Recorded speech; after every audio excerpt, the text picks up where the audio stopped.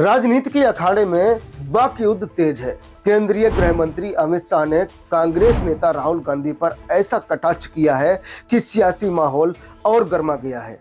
उन्होंने कहा कि ऐसा नेता पहली बार देखा है जो पराजय से अहंकारी हो रहा है। शाह ने तंज कसते हुए कहा, ये बड़े बड़े नेताओं के बेटे हैं, कभी बूथ पर काम नहीं किया और चुनावी हार के बाद बहाने बनाना शुरू कर देते हैं।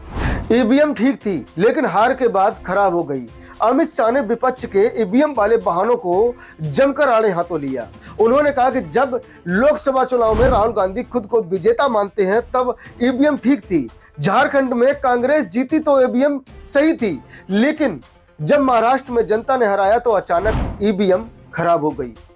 ये तो वही बात हो गई कि डांस ना आता हो और आंगन को टेढ़ा बता दो। गृह मंत्री ने राहुल गांधी पर जमकर निशाना साधा और कहा, भाई चुनाव सोशल मीडिया पोस्ट से नहीं, गांव-गांव धूल फांकने से जीते जाते हैं, 5 स्टार होटल में बैठकर रणनीति बनाने से नहीं।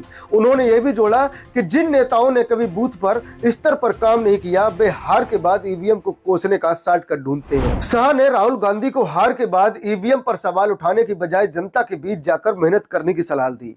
उन्होंने कहा, हर चुनाव के बाद ईवीएम को दोष देना बंद कीजिए, जनता मूर्ख नहीं है। गृह मंत्री ने चुटकी लेते हुए कहा, राहुल गांधी शायद एक नया ट्रेंड सेट करना चाहते हैं। अगली बार हारने पर ईवीएम की जगह मौसम या कुर्सी की ऊंचाई को जिम्मेदार ठहराएंगे।